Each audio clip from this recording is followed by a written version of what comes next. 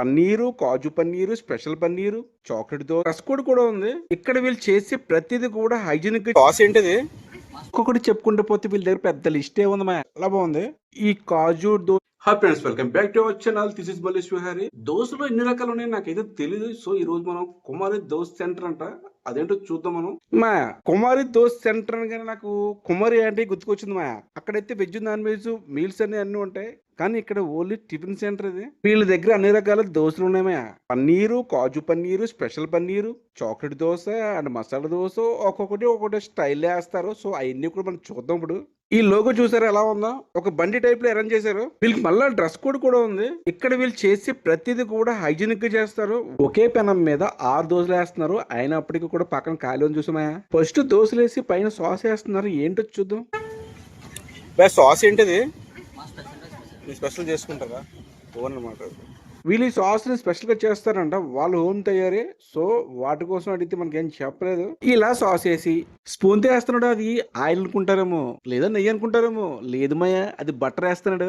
ఇలా వాళ్ళు తయారు చేస్తున్న స్పెషల్ సాస్ అండ్ బటర్ రెండు కలిపి ఆ దోశకు చుట్టూ అప్లై చేసిన తర్వాత సన్నగా తరిగిన ఉల్లిపాయలు, పచ్చిమిరకాయలు వేసేస్తాడు మయ్య. ఆ తర్వాత వేస్తాడు మయ్య, పన్నీర్ వేస్తాడు. ఫస్ట్ ఆఫ్ ఆల్ చూడగా నేను చీజ్ వేస్తున్నాను అనుకున్నాను, కానీ కాదు, పన్నీర్ శుభ్రంగా తురిమేస్తాడు. ఇంకేముంది, అది పన్నీర్ దోశ. అలాగే వీళ్ళ దగ్గర special paneer dosa and masala dosa, chocolate dosa, ఇలా చాలా రకాలైతే ఉన్నాయి మాయా. ఒక్కొక్కటి చెప్పుకుంటూ పోతే వీళ్ళ దగ్గర పెద్ద లిస్టే ఉంది మాయా. ప్రస్తుతానికి అయితే మీరు చూస్తుంది ఇది రెండో బ్రాంచ్. ఇది ఫస్ట్ అయితే రామచంద్రపురంలో ఉంది మాయా.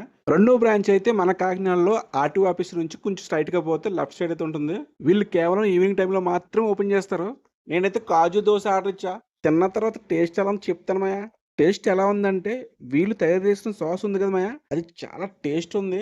ఆ తర్వాత కాజు తగులుతుంది, బటర్ తగులుతుంది. టేస్ట్ మాత్రం సూపర్, చాలా బాగుంది. ఈ కాజు దోశ అయితే 100 రూపీస్ తీసుకున్నారు. అన్ని దోశలకి సేమ్ ప్రాసెస్. ఫస్ట్ దోశ వేస్తారు, పైన వీళ్ళు తయారు చేసుకున్న సాస్ వేస్తారు, ఆనియన్స్ వేస్తారు. సో తర్వాత పన్నీర్ అయితే పన్నీరు, క్యాజు అయితే క్యాజు. కొన్ని దోశలకి అయితే సాస్ అయితే వేయరు మాయా. ఆనియన్ దోశ, మసాలా దోశ, చాక్లెట్ దోశ, వీటికి అయితే సాస్ వేయరు. ఏంటి మా ఇది, పైన ఆమ్లెట్ వేస్తున్నాడా ఏంటి?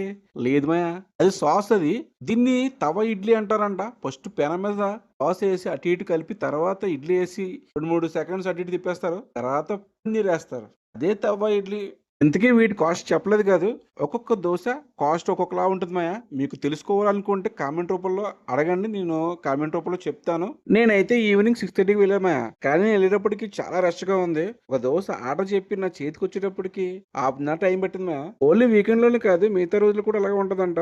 వీళ్ళ దగ్గర పార్సల్ కూడా అవైలబుల్ గా ఉంది. పార్సల్ అయితే చాలా నీట్ గా హైజీనిక్ గా ప్యాక్ చేసి ఇస్తారు మాయా. మా వీడియో నచ్చితే కనుక లైక్ చేయండి, షేర్ చేయండి, సబ్స్క్రైబ్ చేయడం మాత్రం మర్చిపోద్దు. పక్కన ఉన్న బెల్ ఐకాన్ మాత్రం క్లిక్ చేయండి.